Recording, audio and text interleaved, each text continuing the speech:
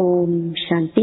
19 अगस्त 2023 बाबा की महावाक्य। मीठे बच्चे, बाप आए हैं सुख शांति की मनोकामना पूरी करने। तुम शांति चाहते हो तो इन ऑर्गन से डिटैच हो जाओ, अपने स्वधर्म में टिको। प्रश्न: पूज्य बनने का पुरुषार्थ क्या है? तुम्हारी पूजा क्यों होती है? उत्तर: पूज्य बनने के लिए विश्व को पावन बनाने की सेवा में मददगार बनो। जो जीव की आत्माएं बाप को मदद करती हैं, उनकी बाप के साथ साथ पूजा होती है। तुम बच्चे शिव बाबा के साथ सालिग्राम रूप में भी पूजे जाते हो, तो फिर साकार में लक्ष्मी नारायण व देवी देवता के रूप में भी पूजे जाते हो। तुमने पूज्य और पुजारी के रहस्य को भी समझा है। गीत माता ओ माता। ओम शांति। माताओं को सौभाग्यशाली बनाने वाला जरूर पिता ही है। महिमा तो एक की ही गाई जाती है, सभी का सद्गति दाता एक है। याद भी उस एक को करना पड़ता है। यह तो तुम बच्चों की महिमा है। तुम जानते हो, हमको दुर्भाग्यशाली से सौभाग्यशाली बनाने वाला बाप है। भारत सौभाग्यशाली था, फिर भारत 100% दुर्भाग्यशाली बना है। भारत पर ही कहानी है।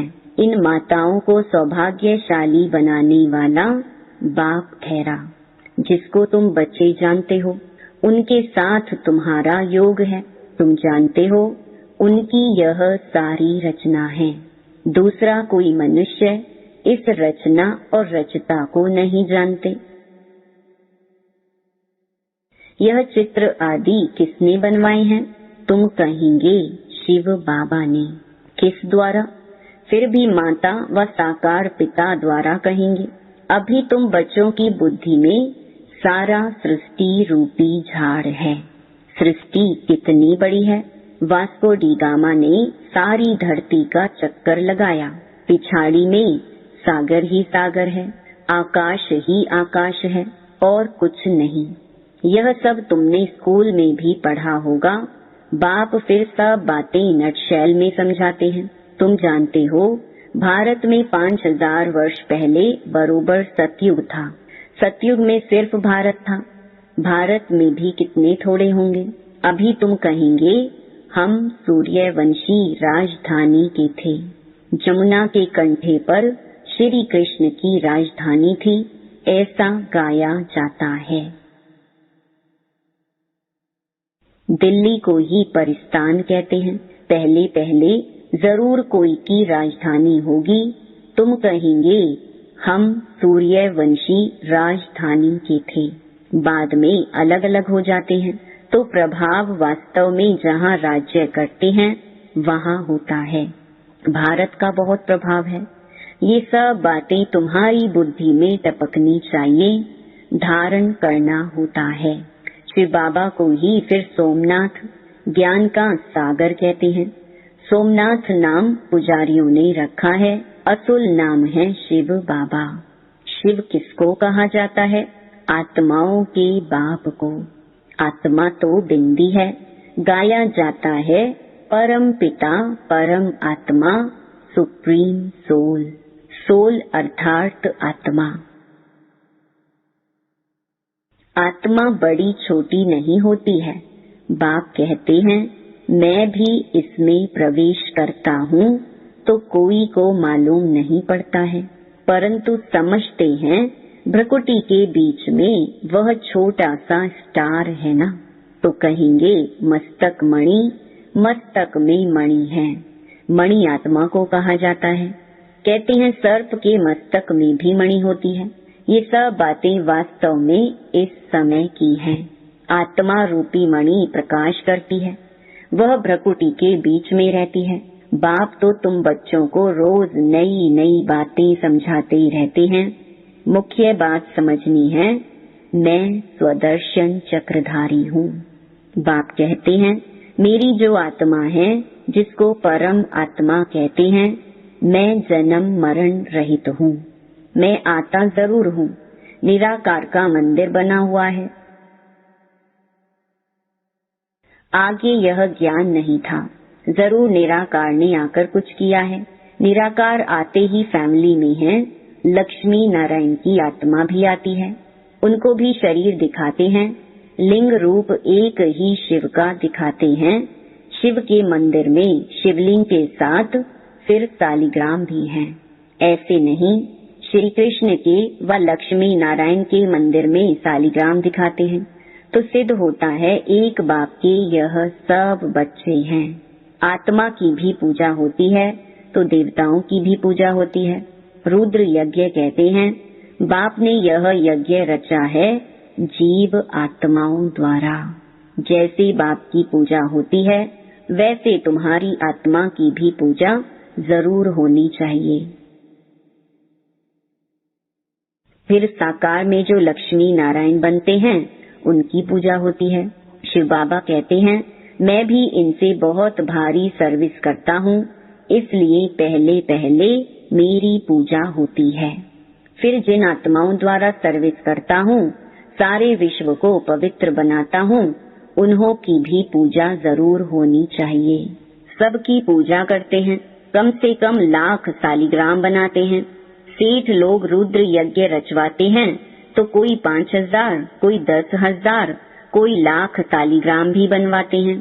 ये है परमात्मा और आत्माओं की पूजा। बाप समझाते हैं, तुम आत्माएं इस पतित शरीर द्वारा सेवा कर रही हो। सबसे जास्ती सर्विस शिव बाबा करते हैं और फिर तुम्हारे द्वारा कराते हैं, तो तुम आत्माओं की पूजा होती है। बाप के साथ पहले पहले तुम्हारी महिमा आनी चाहिए। जानते कोई भी नहीं है, न रुद्र को न सालिग्रामों को जानते हैं जिन्होंने राज्य पाया। अभी तुम राज्य पा रहे हो। पूजा मुख्य की होती है, वह है लक्ष्मी नारायण जिनकी डायनेस्टी गाई हुई है। उन्होंने यह भी राज्य कोई की मदद से लिया होगा ना। तुम बच्चों की मदद से राजधानी स्थापन होती है। बड़ी मीठी बातें हैं। नटशेल में बाबा समझाते रहते हैं ताकि धारण भी कर सको। मुख्य धारणा की बात है, मुझ बाप को याद करो। तुम्हारी आत्मा में भी झाड़ और चक्कर की नॉलेज है। नंबर 1 सबसे पूज्य शिव बाबा आत्माओं का बाप है, जो तुमको बैठ ऐसा लायक बनाते हैं। तुम आत्माओं की पूजा होती है। हम पूज्य और पुजारी कैसे बनते हैं सो अब समझते हो। भारतवासी ही पूज्य और पुजारी बनते हैं। अभी सब पुजारी हैं, फिर पूज्य होंगे। वहाँ फिर कोई पुजारी भक्त नहीं होगा।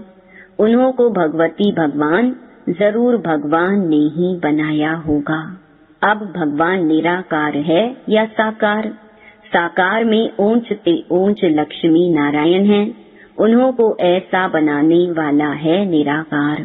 इसलिए निराकार की पूजा होती है। यह सब बातें तुम बच्चों को समझाई जाती हैं। पहले पहले बाप में निश्चय रखना है। बरोबर हम आत्माओं का बाप वह है। कोई कहे हे भगवान, हे परम पिता, तो बोलो यह किसने याद किया और किसको? एकदम पकड़ना चाहिए। तुमको कितने बाप हैं? तुम किसको पुकारते हो? भगवान किसको कहते हो? कहेंगे गॉड फादर। तो जरूर 2 फादर हैं। आत्मा याद करती है गॉड फादर को। तुम्हारी आत्मा भी है और शरीर भी है। शरीर का तो लौकिक बाप है। आत्मा का बाप कौन है? जिसको कहते हैं परम पिता परमात्मा। यह किसने और किसको पुकारा? उस बेहद के बाप का परिचय देना है। उनसे ही वर्षा मिलता है। यह भी उनको याद करते हैं। भिन्न भिन्न भाषाओं में भिन्न भिन्न नाम भी रख दिए हैं। कोई गॉड कहते हैं, कोई परमात्मा, कोई खुदा कहते हैं। सभी धर्म वाले याद जरूर एक को ही करते हैं, वह है सभी आत्माओं का बाप। वर्षा बाप से ही मिलता है। तुम आत्मा उनको पुकारती हो। दो बाप का परिचय देना है, हद का बाप और बेहद का बाप। भक्ति मार्ग में भक्त भगवान को याद करते हैं तो भगवान कहते हैं, मैं आता हूँ, आकर तुमको शांति सुख देता हूँ। फिर मुझे कभी याद करने की भी दरकार नहीं रहेगी। तो पूज्य पुजारी पावन पतित भारतवासी ही बनते हैं। बाकी बीच में और धर्म स्थापन होते हैं। फिर वृद्धि को पाते पाते पिछाड़ी में वह भी सब तमो प्रधान बन जाते हैं। पिछाड़ी में सारा झाड़ आ जाएगा, वहाँ खाली होगा, तब तो फिर वापस जाएंगे। तो अभी है पतित दुनिया, गाते हैं पतित पावन। तो जरूर पतित है ना। भारत पावन था, अभी पतित है।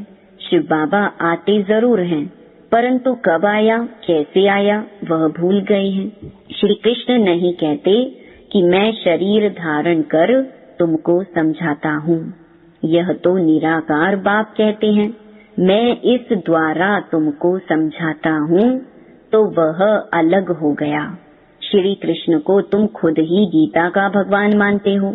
यह तो कहते हैं, मैं साधारण वानप्रस्थ वाले तन में प्रवेश करता हूँ। बाप कहते हैं, मैं तुम्हारे जन्मों को जानता हूँ। शिव बाबा इसमें प्रवेश करते हैं। श्री कृष्ण को भगवान पतित पावन ज्ञान सागर कह नहीं सकते। भल गीता हाथ में उठाते हैं, फिर भी कहते हैं पतित पावन। सब सीताओं का राम, राधे का कृष्ण नहीं कहते।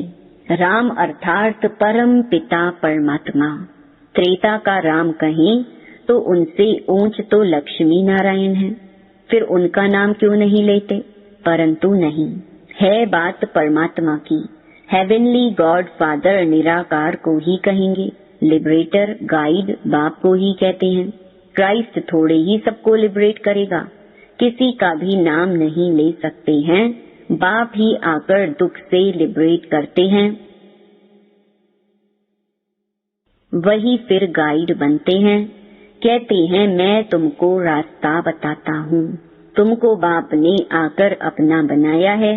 तुम्हारा यह है ईश्वरीय जन्म। तुमको शिव बाबा से शक्ति मिलती है।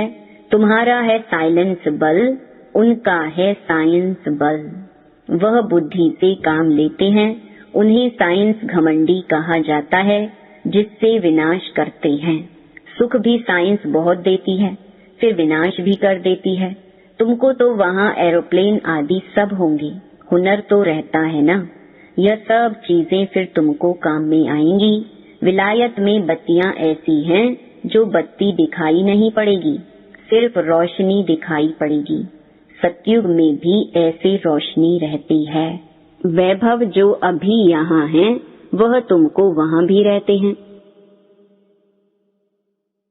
तुमने साक्षात्कार किया हुआ है, वहाँ तो एक्सीडेंट आदि की बात नहीं रहती है, दुख की बात नहीं होती। बाप आकर तुम्हारी सुख और शांति की मनोकामना पूरी करते हैं। मनुष्य शांति के लिए भटकते हैं। उनसे पूछना है, तुमको अशांत किसने किया है? यह तुम जानते हो। अशांत यह 5 विकार ही करते हैं, परंतु यह समझते नहीं, यह भूल गए हैं। आत्मा शांत स्वरूप है। हे आत्मा, तुम आई हो शांति देश से, फिर यह ऑर्गन्स लिए हैं। अभी तुम उनसे अलग हो जाओ, डिटैच हो जाओ। इसमें और कुछ प्राणायाम आदि करने की बात नहीं। कहाँ तक गुफा में बैठेंगे?